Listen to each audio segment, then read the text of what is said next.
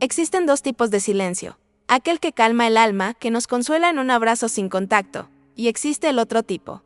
El silencio que ensordece, que grita tan fuerte dentro de nuestra cabeza que ahoga el sonido de nuestro propio corazón latiendo. En la noche de mi 30º cumpleaños conocí el segundo tipo. Llegó vestido de fiesta, con globos y sonrisas, pero su sabor era a cenizas. Fue un silencio que se instaló en medio de la música alta. Un vacío que nadie más percibía. Pero, lo que nadie te cuenta sobre un ruido así es que te despierta. Y fue el silencio de la mañana siguiente. Un silencio diferente, lleno de propósito y con el aroma a café amargo. El que me enseñó a escuchar mi propia voz por primera vez en mucho tiempo. Esta no es una historia sobre lo que me hicieron. Es la historia sobre lo que yo hice después. Sobre cómo la mayor humillación de mi vida se convirtió en la escritura de mi libertad. Firmada con la tinta de mi propio coraje. Si te atrapan las historias de superación que te dejan sin aliento, dale like a este video y suscríbete para que no te pierdas ninguna. Yo siempre fui una arquitecta de futuros, no de edificios, sino de vidas. Mi especialidad era el nosotros. Desde pequeña, dibujaba casas con espacio para dos, planeaba viajes con boletos de ida y vuelta para una pareja. Cuando lo conocí, él encajó perfectamente en el plano de mis sueños. Y cuando encontramos aquella casa, la casa con un jardín, que pedía risas de niños y una cocina que imploraba cenas largas, sentí que la obra de mi vida estaba completa. La casa fue comprada con el dinero que mi abuela me dejó. Un dinero que cargaba el peso de un amor incondicional, un legado de fortaleza femenina que yo, en mi ingenuidad romántica, no comprendí en ese entonces. Cuando el abogado preguntó sobre la escritura, no dudé.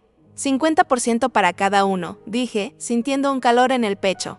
La sensación de estar dando la prueba de amor definitiva. Puse su nombre junto al mío en el documento más importante de mi vida porque, para mí, nuestro amor era el único patrimonio real. Él era mi cimiento. Lo que no sabía era que su material era arena. Hoy entiendo a qué se refiere la investigadora Brené Brown cuando dice que la confianza no es un gran gesto, sino la acumulación de pequeños momentos. Yo estaba tan enfocada en la grandiosidad de compartir un hogar, de construir un imperio de afecto, que me volví ciega a las pequeñas grietas que comenzaban a aparecer en los cimientos. Me aferraba a la idea de que el amor se trataba de confianza ciega, cuando, en realidad, el amor sano exige que mantengamos los ojos bien abiertos. No para dudar del otro, sino para protegernos a nosotros mismos. Todo comenzó con susurros. No de otras personas, sino de mi propia intuición. Era una voz baja, casi inaudible, que aprendí a ahogar con la excusa del cansancio, del estrés de su trabajo. El primer susurro llegó con el móvil, un aparato que siempre había vivido abierto. Sobre la mesita de noche, de repente ganó una contraseña, una barrera digital que él justificó como política de la empresa. Yo acepté, porque la alternativa, la duda, era un terreno que no quería explorar. Luego vino el olor. Un perfume dulce, floral, en su coche. Un olor que no era el mío, es de una clienta. Me dejó una muestra, dijo, riéndose de mi expresión. Y yo también me reí, llamándome a mí misma tonta, celosa. Deseaba tanto creer en la solidez de nuestra construcción que pintaba sobre las humedades, fingiendo que la mancha en la pared era solo una sombra. Las señales estaban ahí como pequeñas banderas rojas clavadas en mi jardín y yo las arrancaba una por una, desesperada por mantener el paisaje intacto. Hubo un momento, unas 3 semanas antes de la fiesta, en que la verdad casi me atropella. Una notificación brilló en la pantalla de su teléfono por un segundo. Con un nombre femenino y un emoji de corazón, él tomó el aparato con la velocidad de un rayo. Volteando la pantalla, mi corazón se detuvo. Él notó mi mirada, sonrió, y dijo, es mi prima, mandando una foto del bebé. Me enseñó la foto. Y sentí un alivio tan profundo que me sentí culpable por la sospecha. Ese alivio, me doy cuenta ahora, era solo el sonido de mi intuición siendo encerrada en el sótano una vez más. Yo no sabía que, en ese preciso instante, ella solo estaba reuniendo fuerzas para derribar la puerta. La noche de mi 30º cumpleaños debía ser la cumbre, y, en cierto modo, lo fue. La casa estaba llena de luz, de amigos, de vida. Él organizó todo como una sorpresa, y cuando levantó su copa para un brindis, con los ojos fijos en los míos, el mundo pareció detenerse.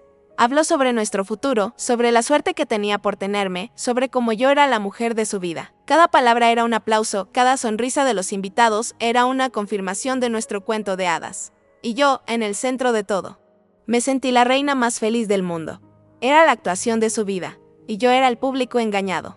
Con la excusa de buscar un abrigo, subí las escaleras flotando en una nube de champán y felicidad. La música de la fiesta se convertía en un sonido ahogado con cada escalón cuando llegué al pasillo. Noté la puerta de nuestra habitación, entreabierta, y fue entonces cuando escuché, no una conversación, sino una risa baja, íntima, una risa que no pertenecía a ese piso de la casa. Mi cuerpo se congeló antes de que mi mente pudiera entender, empujé la puerta, y el mundo se deshizo en cámara, lenta. No hubo gritos, no hubo confrontación, solo hubo la imagen, él y ella, en nuestra cama, en la cama donde yo dormía, donde soñaba, donde planeaba nuestro futuro. El vestido de ella, de un rojo vibrante, estaba tirado sobre mi sillón, de lectura, sus zapatos al lado de los de él. La escena no era solo sobre traición, era sobre profanación. Era una invasión, una conquista silenciosa de mi espacio más sagrado. Si crees que la verdadera fuerza se demuestra con acciones y no con gritos. Suscríbete al canal y acompáñame en el resto de esta historia. No hice ruido. Simplemente retrocedí. Un paso, tiré de la puerta y la cerré con una suavidad quirúrgica. El clic del picaporte fue el sonido más fuerte que he escuchado jamás. Bajé las escaleras como un autómata con una sonrisa pintada en el rostro. Alguien me entregó una porción de tarta. Se lo agradecí. Continué sonriendo, conversando, siendo la anfitriona perfecta de mi propia humillación. Por fuera, yo era la cumpleañera radiante. Por dentro, un edificio entero implosionaba en silencio, piso por piso, hasta que solo la estructura de hielo permaneció. En ese momento, la mujer que subió la escalera dejó de existir. Y otra, más fría, más clara, más peligrosa, nació cuando el último invitado se fue y la casa se sumergió en la quietud. El hielo dentro de mí no se derritió, se solidificó. No lloré. Las lágrimas parecían un lujo, una energía que no podía permitirme desperdiciar. Me senté en el sofá en medio del desorden de la fiesta. Y miré la oscuridad. El dolor estaba ahí, una presencia física, una lanza clavada en mi pecho. Pero, en lugar de paralizarme, me enfocó. La humillación, la rabia, la tristeza. Todo eso se fundió en un único punto de claridad absoluta. No iba a quemar la casa. Iba a protegerla. A las 7 de la mañana, estaba en pie. El olor a tarta rancia y alcohol evaporado era nauseabundo. Hice un café fuerte, amargo. Mientras la bebida bajaba quemando, yo estaba frente al ordenador, no viendo sus redes sociales, no buscándola a ella. Estaba investigando legislación, inmobiliaria, contratos, cláusulas de disolución. A las 8 llamé a mi abogado, despertándolo. Mi voz era firme, sin temblores. Le expliqué la situación de forma concisa, práctica, como si estuviera describiendo un problema de negocios, porque en eso se había convertido. Una transacción. Él me dijo lo que era necesario, y yo me moví con una eficiencia que me sorprendió. Reuní los documentos, los comprobantes de transferencia que mostraban el origen del dinero de mi abuela. El contrato de compra. La sociedad espera que una mujer traicionada pase el día siguiente llorando.